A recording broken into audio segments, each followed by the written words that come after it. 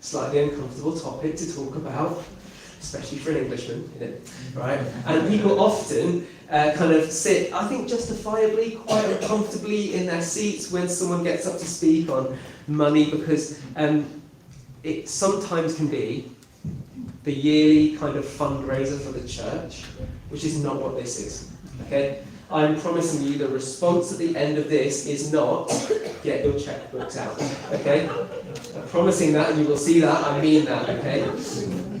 Okay, and also it can be a hard one to preach on because, like, money's a physical thing, right? It's not a spiritual thing. It's a physical thing, and we preach on spiritual things. Well, the thing I'm going to argue, and argue hard today, is that money is both a physical thing and a deeply spiritual thing. Okay. I'm glad a lot of you are not in agreement, that's good.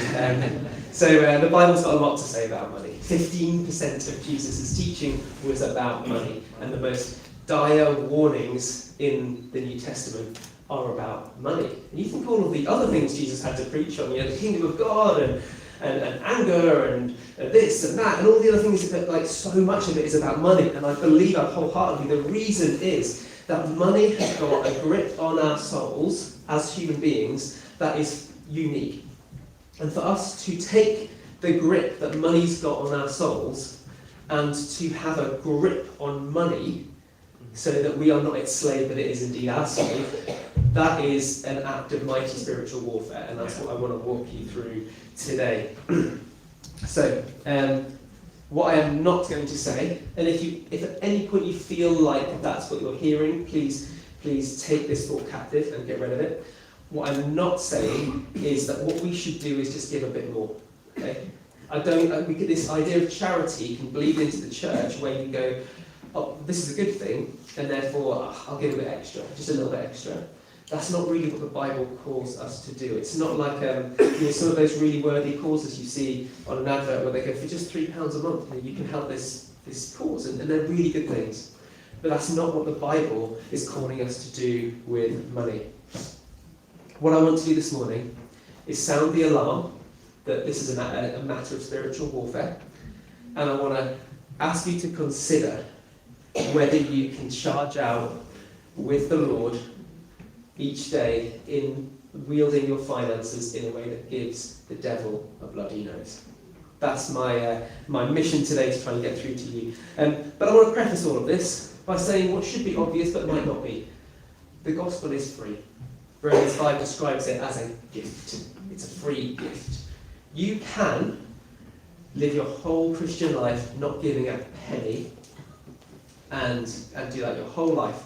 And you'll enter into heaven not based off your own financial mismanagement. You will enter into heaven wrapped in the righteous robes of Jesus Christ because his blood covers you. Okay? We are established in the blood of his, in the covenant written in his blood. We are not established in anything you do. Okay? I want to make that absolutely that is fundamental. The gospel is free. It is not a bait and switch where the Bible goes, the gospel's free, but now you're in. Give me your money. That's not what this is about at all, okay? In Psalm 24 verse 1 is, the earth is the Lord's and everything in it, right? Everything in it. He owns it all. Everything you've got, it's not actually yours, okay? But what the Bible also teaches, crucially, is that he gives to us a certain amount.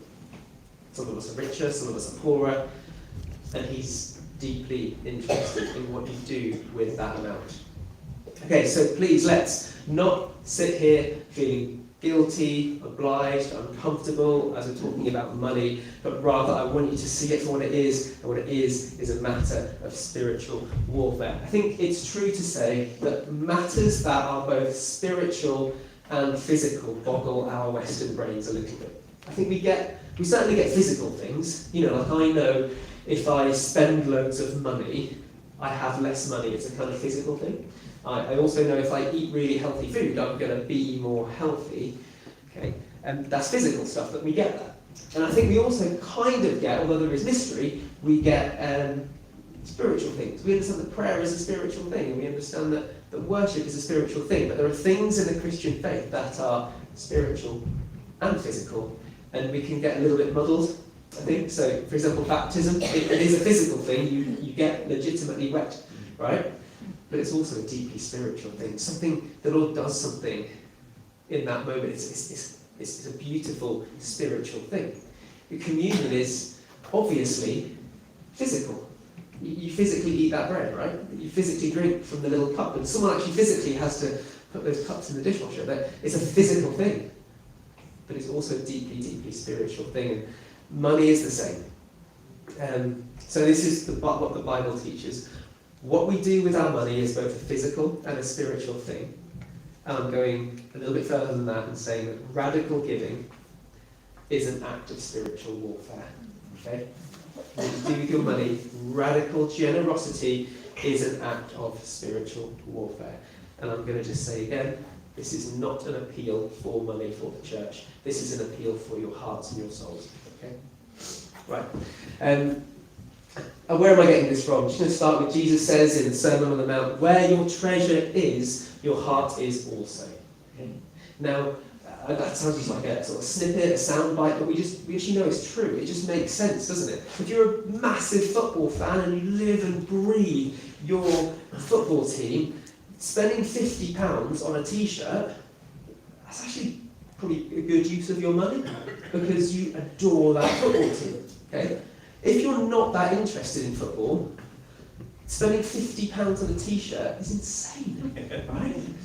I mean, £800 on a season ticket? To be fair, pretty wise investment if that is the thing you just love. Don't know how much it is at Kenilworth Road, Paul? I don't know these days. Probably about, yeah. Probably tenner for a season ticket? I don't know. For Premier League football? I mean, you can call it that if you like. But if you're not interested in that, then why would you ever spend a huge amount of money? And not long ago, I was on the school gates and I was chatting to a dad, and he was like, we had an amazing weekend, Pete. We went to Truckfest. Took the kids to Truckfest. And I don't know about you, I've got no interest in trucks. And I was like, what did you do at Truckfest? He's like, got to see all the trucks. Did you know, it was honestly such a bargain, right? We camped, and I was like, paid to camp. Right, you camped. It was only 230 quid for the family, and I was like, to see some trucks. Now, I've since learned that you get to see some trucks crush other trucks, which I'm more on board with.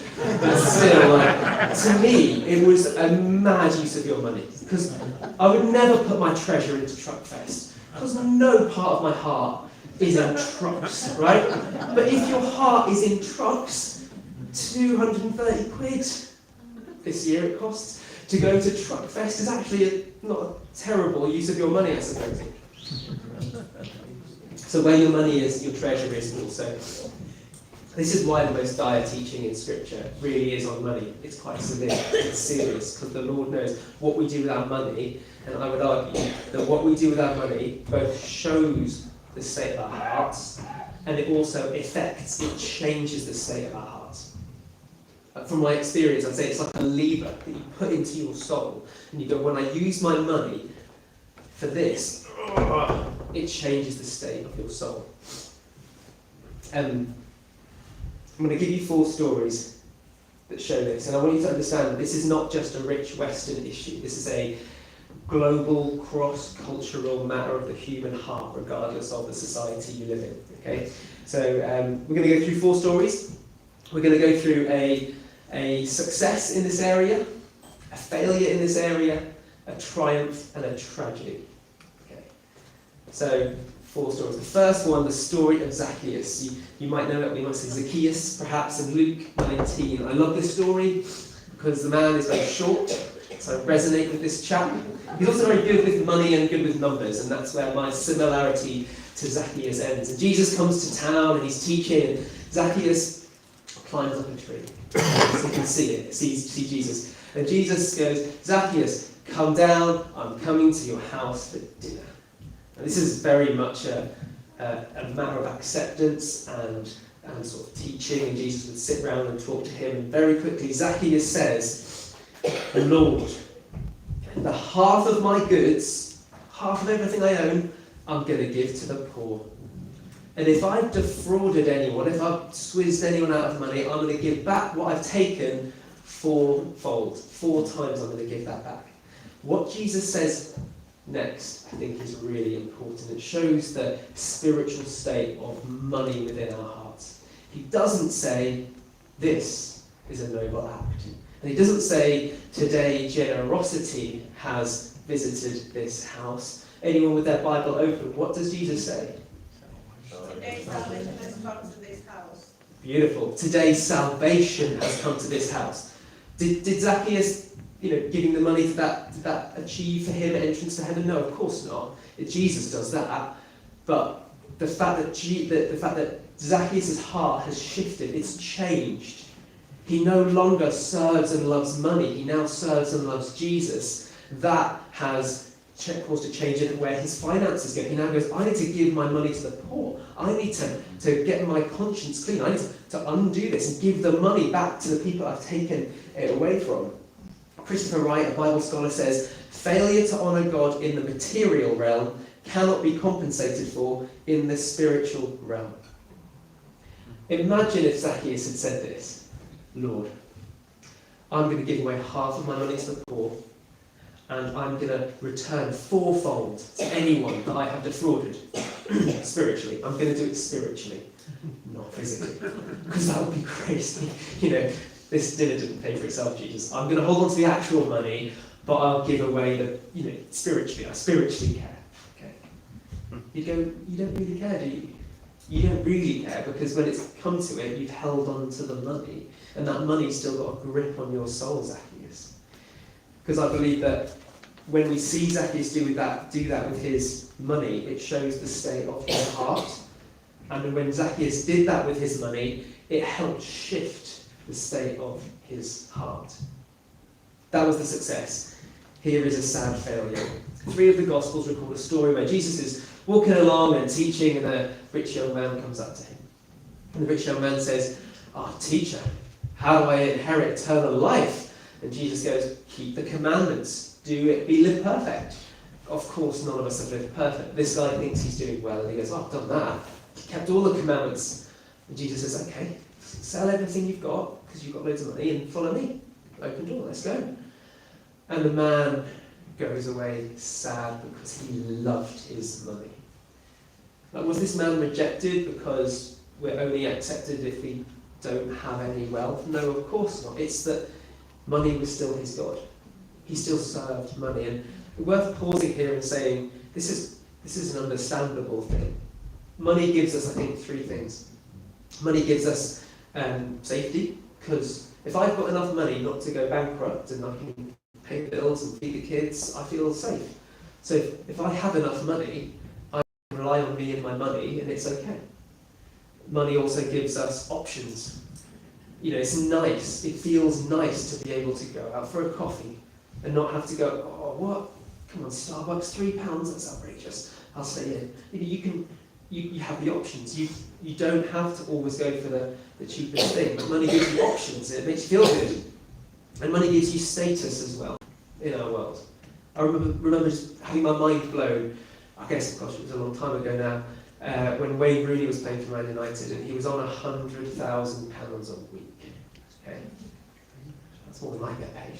£100,000 a week, and he started stamping his feet and talking to the media about leaving Man United. And he got offered a contract. And he was going, I want to go and win in Spain, and I want to go win the Champions League with someone else. I want the options. I want to go and do that. And they went, we're going to pay you £300,000 a week. He went, yes, I'll stay. And the thing that boggled my brain there was, what couldn't you afford? What couldn't you afford on £100,000 a week? You could have you go to any restaurant, wear any suit, £100,000 a week, of course you could. It wasn't about the options of the security there. It was about the status, because they had other players that were on twice as much as him. So you're looking at him and going, this guy's earning more than me, he's better than me. So his status was exalted. So money gives us those things. Jesus asks us to trust him for security and not money. Jesus asks us to lay down our lives so we don't have all the options that we could have had, because we serve him and we don't serve the things of this world. And Jesus asks us to find our identity and our status not in how we look or what we wear, but the fact that we are children of God. We're given the rights to be called sons and daughters of God, and that is the thing where we find ourselves. And actually, if no one here gave any money away and Wellspring didn't exist, we would all have nicer shoes, maybe, or something, but there'd be an awful lot less in this community as a result. So the money gives you those options, and Christ asks us not to have it as our God. But the only way to not have it as your God is to commit an act of spiritual warfare and be like Zacchaeus, but not like the rich young ruler who held on to everything that he had and left sad. And I believe Jesus was sad. Jesus said it's sad. It's easier for a camel to go through the eye of a needle than it is for a rich man to enter the kingdom of God. I just want to pause a second there. You might have heard there's a gate in Jerusalem called the Eye of the Needle. It's a small gate, and the camel has to go on its knees and take up its load, and that's the way. That's made up. That's made up. That's just some guy made that up at some point in church history. The truth is, Jesus is going, it's nearly impossible. It's so hard. He's using like exaggeration. Of course, there are rich Christians, but he's going, I pity the rich. It's so hard for the rich. You just can't fit a camel through the eye of a needle, right? It's so hard. That's what Jesus is saying there.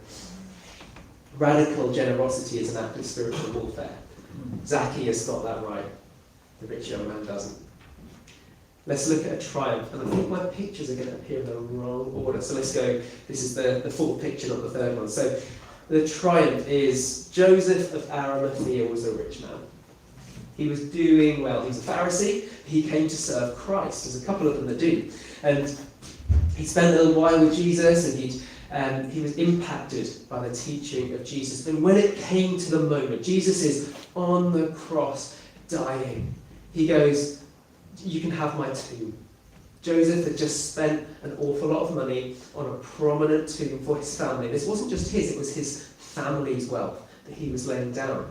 This would be like a matter of legacy. For generations, the Arimatheans would be placed into this tomb.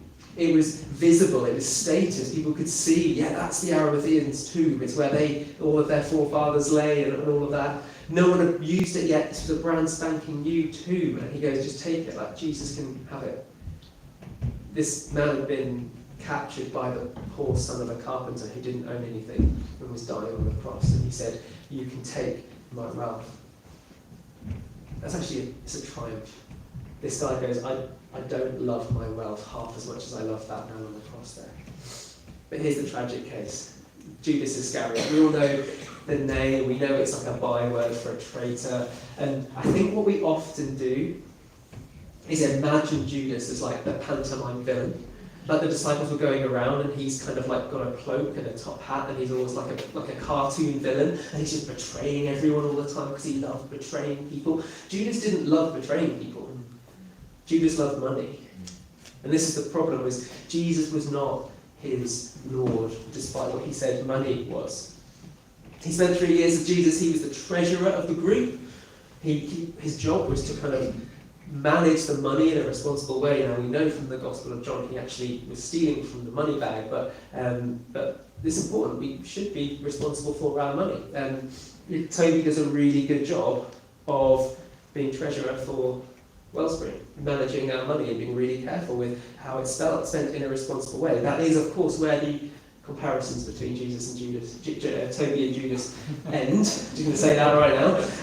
But it is important. What Judas didn't get, though, I believe Toby does get, is that while money management is important, money is not his God.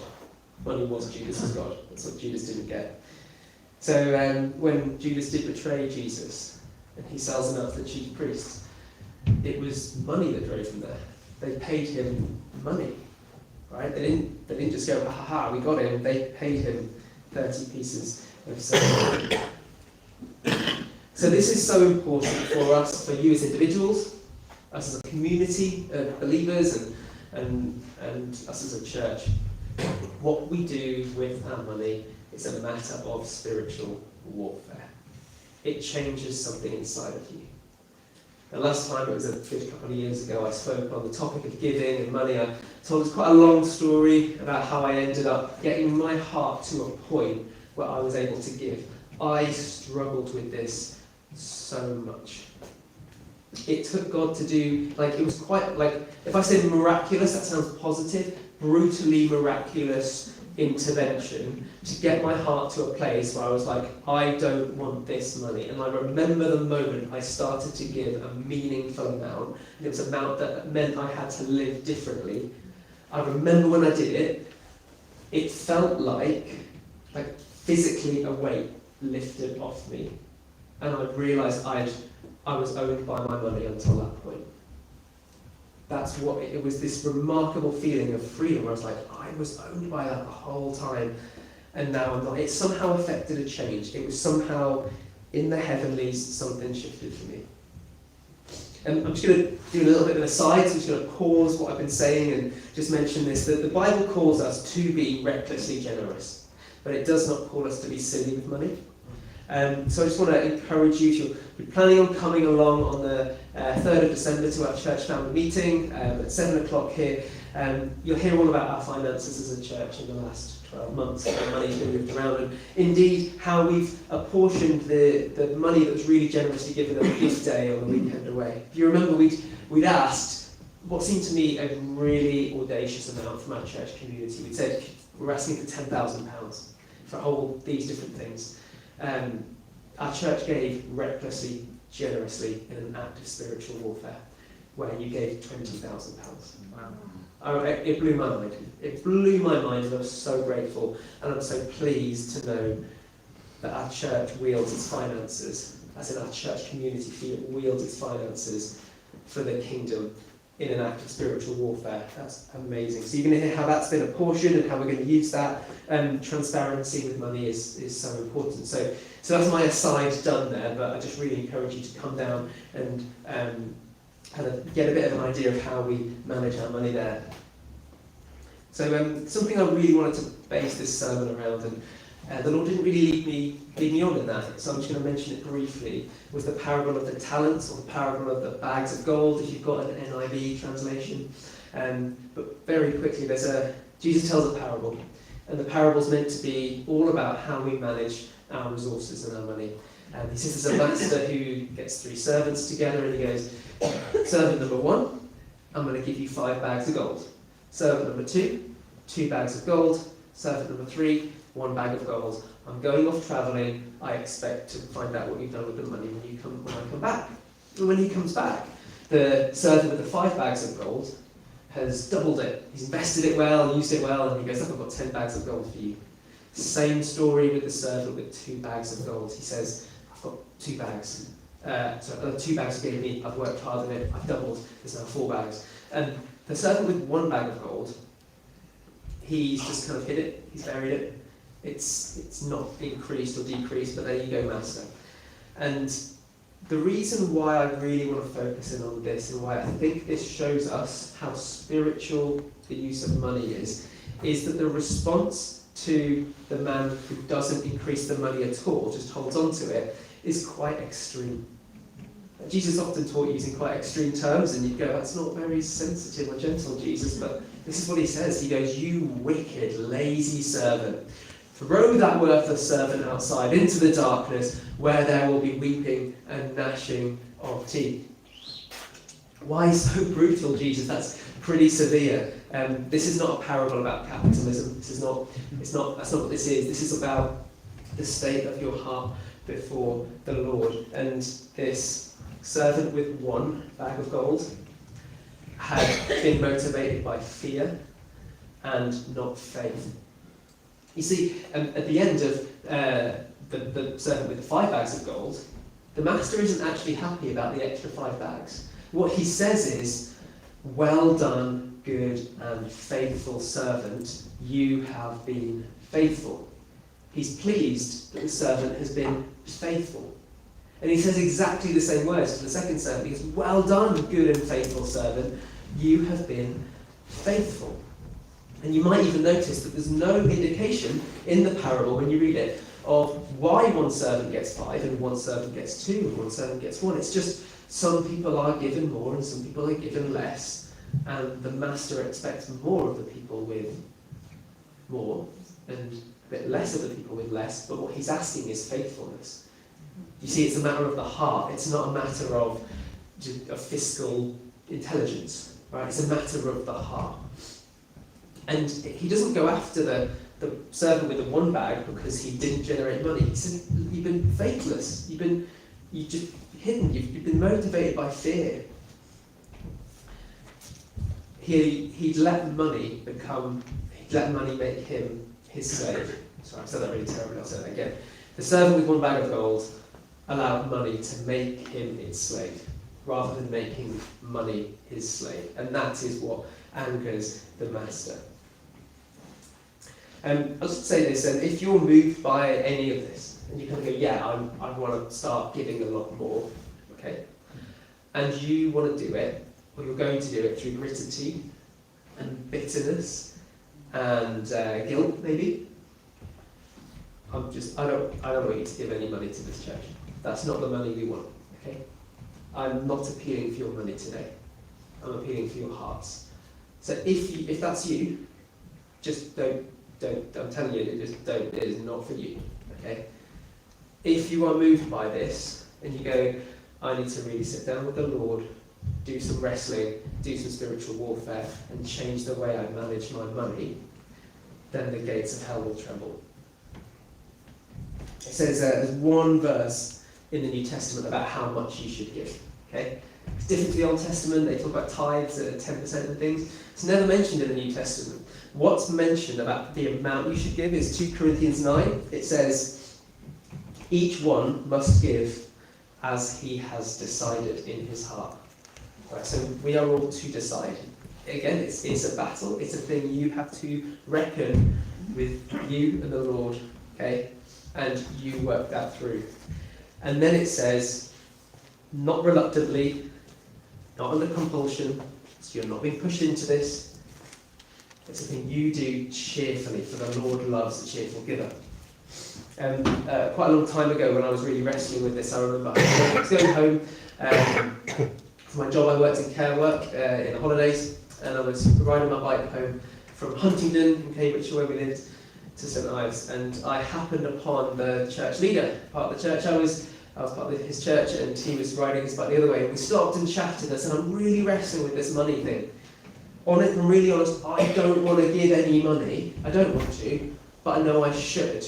And he kind of just sort of smiled and went, well, keep it, I don't want your money, bye. And then off he went. And I was like, this guy doesn't know how to run a church.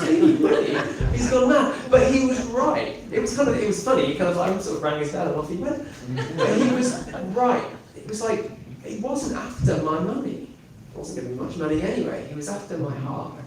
I talked to the guy since, and he said, I remember you in those days. You were just like lost. You were so lost that you were trying to put it together. And so like, me, it did end up I ended up starting to give, and it was one of the things that shifted my heart. I'm just going to move on to a really important topic that we can't. So if this is church basics, what we believe about money, we have got to talk about. The Bible talks about so much, which is the church. A high priority for the church is to remember the poor and look after the poor. There's always going to be poor people in every society. Jesus says that you will always have the poor.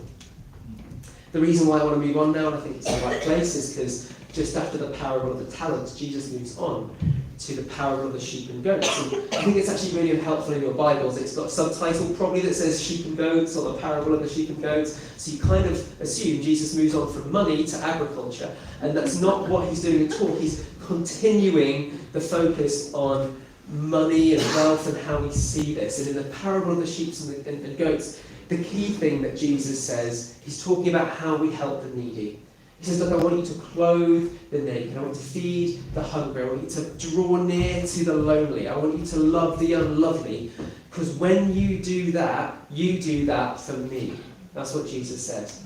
Which means 2 things. First of all, when we help the poor, we do not do it out of pity. There should be no pity. There should be not a hint in God's people of, oh, bless them. let's do something nice. No, these are people with dignity who are precious and bear the image of God, and the reason we do it is because we love Jesus and Jesus loves them. Okay? It affords us no luxury at all to go, well, the church down the road will do a great job with the poor, so we're going to focus on mission, or we're going to focus on worship or youth. We can do that, whereas the church down the road, they can be the church to help the poor people. That does not afford us that luxury. It's crucial for us to understand this is an inescapable role of each and every church is to look out for those that are needy in their communities. Phil and Toby do such an excellent job in doing that. Not from the provision, but the heart behind it is so spot on. It is commendable, and it's something that, like, I'm privileged to be around in the week to kind of see it and go, man, this is how it should be. It's good. It says in Galatians 2 verse 10, Paul meets with the other apostles, the three big ones. He describes them as pillars because it's Peter, John and James. They meet and they scope Paul out and they go, are you really an apostle? Are you the real deal? And they agree he is the real deal. He's actually been saved, he's actually an apostle. And then the one thing they remind him is, don't forget the poor. Remember the poor, that's key. And Paul goes, that's exactly what I was keen to do. That's exactly what I'm keen to do. And James makes this really strong appeal in his letter in the New Testament. He talks about, don't you dare in your churches prefer the rich person to the poor person. If you've got a rich man coming in with a gold ring, and you go, here you go, have the nice seats, and you get a poor person coming in and you go, you just sit in the corner. He goes, how dare you, you do not do that. We are all bought at the same price. We all come in the same way. We are all worth the same. And that's a very real temptation, because you could go, well, practically speaking, really wealthy person comes in, they could do an awful lot for the church, whereas this person probably not. It's a temptation, it's a danger, and James firmly warns us against that. It's one of the reasons we've got a really helpful policy here where no one in the leadership knows who gives what.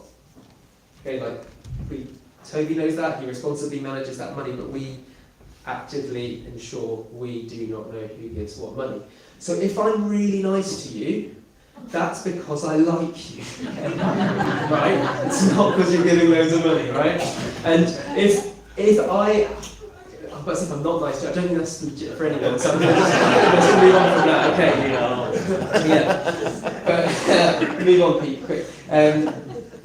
So it's good. Giving radically is an act of spiritual warfare. We must remember the poor. It's a crucial role of the church, and a church that's not doing that is not discharging their responsibility before Christ.